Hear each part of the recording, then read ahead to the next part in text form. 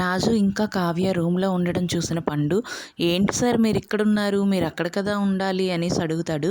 అడగగానే రాజు మాత్రం తడబడిపోతూ, ఏం లేదు, మా ఫ్రెండ్ని కలవడానికి వచ్చానురా పండు అనేసి చెప్తాడు. చెప్తే ఈ కావ్య ఏమో ఎక్కడ ఉండాలి ఇతను, ఏం ఇంతకుముందు ఎక్కడైనా ఉన్నారా ఏంటా అనేసి అడుగుతుంది. అడగగానే ఈ రాజు మాత్రం, అదే నేను ఇందాక చెప్పాను కదా, యూసఫ్ ఖాన్ని కలవడానికి వెళ్ళాను కదా, అక్కడ చూశాడు. చూసి మీరు అక్కడ ఉండాలి కదా, ఇక్కడ ఉన్నారేంటి అనేసి అడుగుతున్నాడు అని అంటే, సార్ ఇది చాలా చీటింగ్ సార్ అనేసి పండు అంటాడు. అంటే ఆ పండుకి ఒక 1000 రూపీస్ టిప్ లాగా ఇచ్చేస్తాడు రాజు. నేను వస్తాను లేరా పండు, నువ్వు వెళ్ళు, నేను అక్కడికి వెళ్తాను అనేసి చెప్పేసి బయటికి పంపించేస్తాడు అనమాట. పంపించేస్తే ఈ పండుగాడేమో, సార్ మీరు ఇది చేస్తుంది చాలా ద్రోహం సార్, నేను వెంటనే వెళ్ళి ఎక్కడ చెప్పాలో అక్కడే చెప్తాను అనేసి బయటకు వచ్చేసి వెళ్తూ ఉంటుంటే ఈలోగా యామిని ఏమో కనిపిస్తుంది. ఆ యామినీకేమో చెప్తూ ఉంటాడనమాట, ఇలాగా సారు అక్కడ 101 రూమ్లోన ఒక అమ్మాయితో ఉన్నారండి అని చెప్తే, ఈలోగా రాజేమో అక్కడికి వచ్చేస్తాడు. వచ్చి, ఏంటి పండు నా మీద కంప్లైంట్ చేస్తున్నావా అనేసి అంటాడు. అంటే, సార్ మీరు ఇందాక చేసింది ఏంటి సార్ అనేసి ఈ మేడంకి మొత్తం అంతా చెప్తాను అని అంటే, యామిని ఏమో అంటుంది, మా బావ గురించి తప్పుగా మాట్లాడితే నేను ఒప్పుకోను అనేసి.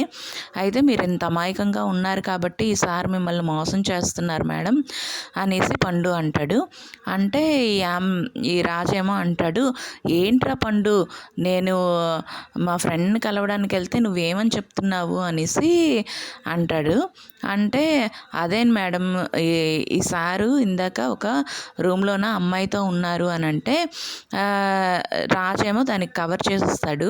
మా ఫ్రెండ్ది నెంబర్ చెప్పాను కదా, అడిది 110, నేనేమో అనుకోకుండా 101కి వెళ్ళిపోయాను, అక్కడ ఒక అమ్మాయి ఉంది, అది చూసి వీడు తప్పుగా అనుకొని నీకు చెప్తున్నాడు అనేసి చెప్పేస్తాడనమాట రాజు. చెప్తే ఈ పండుగడు మాత్రం, అలా కాదు మేడం, సార్ మిమ్మల్ని చీట్ చేస్తున్నారు, ఇతనిది బాగా కన్నింగ్ నేచరు అనేసి గట్ట చెప్తాడనమాట. చెప్పినా కూడా యామిని ఏమో మా బావ గురించి తప్పుగా మాట్లాడుకో అనేసి గట్ట అంటుంటుంది. అంటూ ఏమో రాజేమో అంటాడు, ఏంట్రా పెళ్లి చేసుకోబోయే అమ్మాయిని ఇదే హోటల్కి తీసుకొని వచ్చి నేను ఇంకో అమ్మాయితో ఉంటే ఆ అమ్మాయిని కూడా ఇదే హోటల్కి తీసుకొని వస్తానా అనేసి చెప్తాడు. చెప్పేసి ఈ యామిని మీద చెయ్యేసరికి యామిని ఏంటంటే హ్యాపీగా ఫీల్ అయిపోతుంది అనమాట.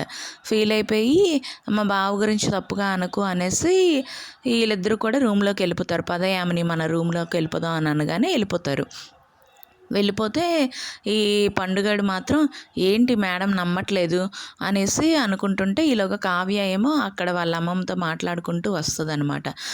ఎలాగైనా నేను అతన్ని తీసుకొని వస్తానమ్మమ్మ, ఏం పర్వాలేదు, యామినితో టైం స్పెండ్ చేయకుండా చూస్తాను అనేసి మీరేం టెన్షన్ పెట్టుకోకండి అనేసి తన ఫోన్లో మాట్లాడుతూ ఉంటుంది. మాట్లాడుతూ ఉన్నప్పుడు ఈ పండుగాడేమో అనుకుంటాడు, ఆవిడతో చెప్పి లాభం లేదు, ఈవిడితో అయినా చెప్తాను అనేసి కావ్య దగ్గరికి వెళ్తాడు. వెళ్ళగానే కావ్యకేమో అంటూ ఉంటాడు, మేడం ఇందాక మీతో ఒక సార్ ఉన్నారు కదా, ఆ సారు ఇంకొక అమ్మాయితో ఉన్నారు అని అంటే ఈ కావ్య మాత్రం తెలుసు అని అంటుంది. అయితే మీకు ఆ సార్ ఏమవుతారు మేడం అని అంటే, మా శ్రీవారు అనేసి అంటుంది. అయితే ఇంకొక అమ్మాయితో ఉన్నారు మేడం అని అంటే, తెలుసు అని అంటే, మరి ఆ అమ్మాయి ఏమవుతుంది మేడం అని అంటే, ఆ అమ్మాయి అతన్ని పెళ్లి చేసుకోబోయే అమ్మాయి అనేసి చెప్తుంది. చెప్తే ఈ పండుగడికి కన్ఫ్యూజన్ అయిపోయి ఊరుకుంటాడనమాట. ఈ కావ్య ఏమో అక్కడి నుండి వెళ్ళిపోగానే ఇక్కడ యామిని రాజు మాత్రం, యామిని ఏంటి అంటే కొంచెం క్లోజ్గా మూవ్ అవుతూ ఉంటుంది మళ్ళీ రాజుతోని. అయితే రాజేమో చిరాకుగా ఇదవుతూ ఉంటాడనమాట. కావ్య ఏమో అనుకుంటుంది, ఏంటి ఇతను ఇంతసేపు అయింది వెళ్ళి ఇంకా రాలేదు, యామిని ఏమైనా రెచ్చగొడుతుందా ఏంటి ఇతన్ని అనేసి ఈ రాజుకైతే ఫోన్ చేస్తూ ఉంటుంది. ఏంటండి మీరు ఇందాక వచ్చి నన్ను ఆఫీస్ దగ్గర దింపుతాను అన్నారనేసి నేను లోబీలో వెయిట్ చేస్తున్నాను, మీరు ఇంకా రాలేదు అని అంటే, చెప్పరా అనేసి ఈ రాజు మాత్రం మాట్లాడుతూ ఉంటాడు. అయితే కావ్య ఏమో అంటుంది, ఏంటి చెప్పరా అని అడుగుతున్నారు, మీరేమైనా అబ్బాయితో మాట్లాడుతున్నాను అని అనుకుంటున్నారా ఏంటా అనేసి అడుగుతుంది. అడిగితే వస్తున్నాను రా అనేసి చెప్తాడు వీడు. చెప్తే, పక్కన ఎవరైనా ఉన్నారా ఏంటి అని అంటే, అదేంట్రా మా ఫ్రెండ్ అనేస్తూ ఉంటాడు. అయితే మీరు వస్తారా లేకపోతే రారా అని అంటే, జస్ట్ నేను మీటింగ్లో ఉండి నీతో మాట్లాడలేదురా అనేసి గట్ట మాట్లాడుతూ ఉంటే, మీరు బిజీగా ఉన్నారా, అయితే నేను వెళ్తానులేండి అనేసి కావ్య చెప్తుంది. చెప్తే వద్దురా నేను వస్తున్నాను అనేసి ఫోన్ పెట్టేస్తాడనమాట రాజు. అయితే నేను ఈ రాజేమో యామినికి చెప్తూ ఉంటాడు, నేను ఒకసారి మా ఫ్రెండ్ గాడికి బాయ్ చెప్పేసి వస్తాను, ఆడి పేరు కిరణ్ అనేసి అంటే, యామిని ఏమో అడుగుతుంది, ఏమి మీ ఫ్రెండ్ బాయ్ చెప్తేనే కానీ వెళ్ళడా ఏంటా అని అడిగితే, లేదు యామిని జస్ట్ 10 minutes నేను వెళ్ళి బాయ్ చెప్పేసి మళ్ళీ వెంటనే వచ్చేస్తాను కదా అనేసి చెప్పి వెళ్ళిపోతే యామిని ఏంటి అసలు ఉండడమే లేదు అనేసి అనుకుంటూ ఉంటుంది. ఈ రాజును కావ్య లిఫ్ట్లోనికి వెళ్తుంటారనమాట. ఆ లిఫ్ట్ దగ్గరికి వెళ్ళి ఆ లిఫ్ట్ ఓపెన్ చేసి ఇది అయ్యేసరికి యామిని ఏమో చూసేస్తుంది వాళ్ళని.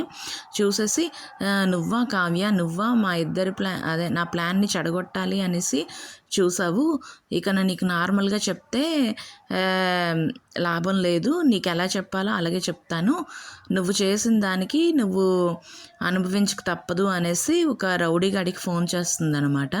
ఫోన్ చేసి వాడికి చెప్తుంటుంది, నువ్వు అప్పుడు అలాగే మిస్ చేసావు చంపకుండా కావ్యని, ఇప్పుడు కూడా మిస్ చేయడానికి వీల్లేదు, నీ ప్లాన్ యూజ్ చేసి ఏ రివాల్వరు లేదంటే ఏ నైఫ్ అలాంటివి యూజ్ చేసి చంపడం కాదు, నేను ఒక ప్లాన్ చెప్తాను, ఆ ప్లాన్ ప్రకారం నువ్వు చెయ్యు అనేసి చెప్తూ ఉంటుంది రౌడీతోన.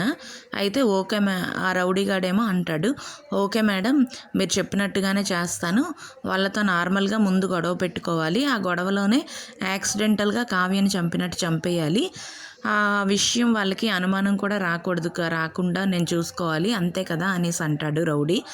అయితే అవును అనేసి యామిని అంటుంది. అనగానే ఓకే మేడం అనేసి రౌడీగాడైతే ఫోన్ పెట్టేస్తాడు. ఇంతలోగా ఇక్కడ అప్పు ఏమో పాయసం చేస్తూ ఉంటుంది. వెనక నుండి ఏంటి అంటే కళ్యాణ్ వచ్చి తన నడుము మీద గిల్లుతాడనమాట. గిల్లగానే అప్పు ఏమో తనకి చొరక పెట్టేస్తుంది ఎవరో అనుకొని. అయితే ఏంటి కూచి నువ్వు ఇలా చేస్తున్నావు అని అంటే, నీకు అసలు రొమాన్సే తెలియని పక్షివి అనేసి గట్ట తిడుతూ ఉంటాడు. ఇంకా అలాగా ఏవేవో మాట్లాడుతూ ఉంటుంటే ఈలోగా స్వప్న వినేస్తుంది వీళ్ళ కాన్వర్సేషన్ అంతా కూడా. వినేసి నేను విన్నానులేండి అనేసి వచ్చి అక్కడ మాట్లాడుతూ ఉంటుందన్నమాట. మాట్లాడుతూ ఉంటుంటే ఈలోగా రాహుల్ కూడా వస్తాడు అక్కడికి. వచ్చేసి అంటూ ఉంటాడు, మీరు ఎందుకురా కళ్యాణ్ చక్కగా ఏ హనీమూన్ ట్రిప్ వెళ్ళొచ్చు కదా, ఇప్పుడు జమ్మూ కాశ్మీర్ లాగా గట్టా వెళ్ళారంటే అక్కడ చల్లగా ఉంటుంది, నీ వయసు వేడికి అదంతా కూడా సరిపోతుంది, బాగుంటుంది అనేసి రాహుల్ అంటాడు. అదే నువ్వు ఇక్కడే కనుక ఉన్నావంటే ఇలాగే డిస్టర్బెన్సెస్ వస్తూ ఉంటాయి అనేసి రాహుల్ అంటుంటే ఎవరు స్వప్న ఏమో అంటుంది, అవునులే మరి నీలాగా యూరప్ ట్రిప్పు ప్యారిస్ ట్రిప్పు అనేసి తనేమి మోసం చెయ్యట్లే అనేసి గట్ట చెప్తూ ఉంటుంది. అయితే ఈ అప్పు ఏమో అంటుంది అన్నమాట దానికి, ఏమో అవన్నీ నాకైతే తెలీదు, కళ్యాణ్నే అడగండి అనేసి చెప్పేస్తే ఈ అయితే మళ్ళీ స్వప్న ఏమో అంటుంది, అప్పుడంతా ప్యాంటు షర్ట్లు వేసుకొని మగరాయిడ్లాగా తిరిగేదానివి ఫస్ట్, నిన్న నైట్ కూడా నగలు పెడుతుంటే ఎందుకక్క ఇవన్నీ అనేసి చిరాకు పడ్డావు, నెక్స్ట్ ఏంటి అంటే కానీ తెల్లవారేసరికి మీ శ్రీవారి కోసం పాయసం చేస్తున్నావా అనేసి అంటుంది అప్పుతోనే. అయితే అప్పు ఏమో అంటుంది, అవును మా శ్రీవారి కోసమే నేను పాయసం చేస్తున్నాను, అయితే తప్పేంటి అనేసి చెప్పి నవ్వుకుంటూ వెళ్ళిపోతుంది అనమాట. అత్తయ్య వస్తున్నాను అనుకుంటూ వెళ్ళిపోతుంది అప్పు. అయితే కళ్యాణ్ కూడా అమ్మ వస్తున్నాను అని చెప్పేసి వెళ్ళిపోతుంది. అయితే ఈ కాన్వర్సేషన్లోని రాహుల్ ఏం చేస్తాడు, ఈ స్వప్న దగ్గర ఉన్న కీస్ అనేవి కొట్టేస్తాడు అనమాట.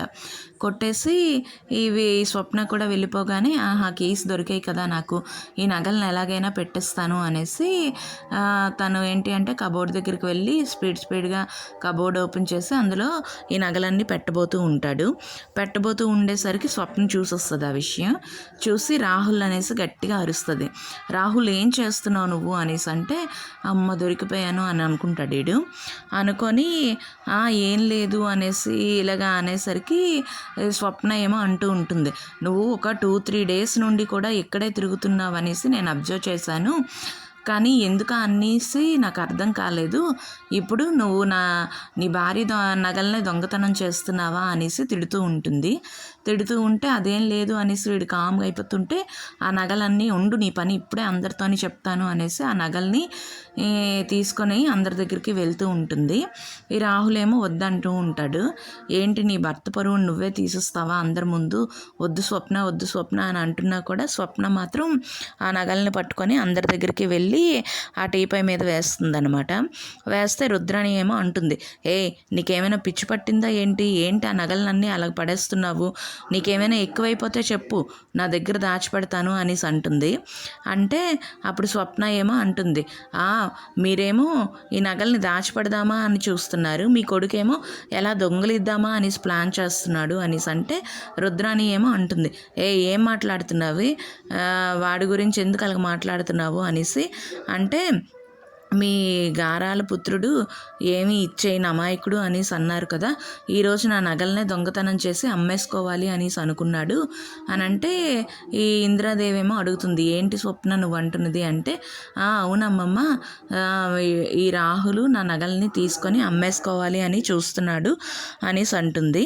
అయితే ఈ సుభాష్ ప్రకాశం అందరూ కూడా అడుగుతూ ఉంటారనమాట, ఏంటి రాహుల్ ఇదంతా అనేసి అడుగుతూ ఉంటే రుద్రాణి ఏమో అంటుంది, ఏంట్రా ఇది అడుగుతున్నారు ఏంటి అని అంటే ఈ స్వప్న ఏమో అంటుంది, ఇదేంటి గారాల పుత్రుడు అనేసి అన్నారు, నన్నేంటి అంటే కోటీశ్వరుడు కోట్లకు వారసుడు అని చెప్పేసి నన్ను మోసం చేసి పెళ్లి చేసుకున్నాడు, తర్వాత పోనీలే కదా అని కంపెనీలో పెడితే అక్కడ కూడా కోట్లు నొక్కేశాడు, ఇప్పుడేమో ఏకంగా భార్య నగలనే దొంగలించాలి అని చూస్తున్నాడు, ఇటువంటి వెధవన నేను పెళ్లి చేసుకున్నది అనేసి చెప్పి ఏడుస్తూ ఉంటుందన్నమాట స్వప్న. అయితే ఈ ఈ ఇంద్రాదేవికి అపర్ణ మాత్రం అంటూ ఉంటుంది, అత్తయ్య మనం ఈ టైంలోన కావ్యకి రాజ్కి మళ్ళీ పెళ్లి చేయాలి అని చూస్తున్నాము, ఇన్కేస్ ఏమైనా రుద్రాణి కనుక హట్ అయింది అంటే మాత్రం ఏదో ఒక ప్లాన్ చేసి మళ్ళీ తను పగ తీర్చుకోవాలి అని చూస్తుంది, సో రుద్రాణి అనేది హట్ అవ్వకుండా మీరే చూడండి అత్తయ్య అనేసి వాళ్ళ అత్తయ్యకి చెప్తూ ఉంటుంది.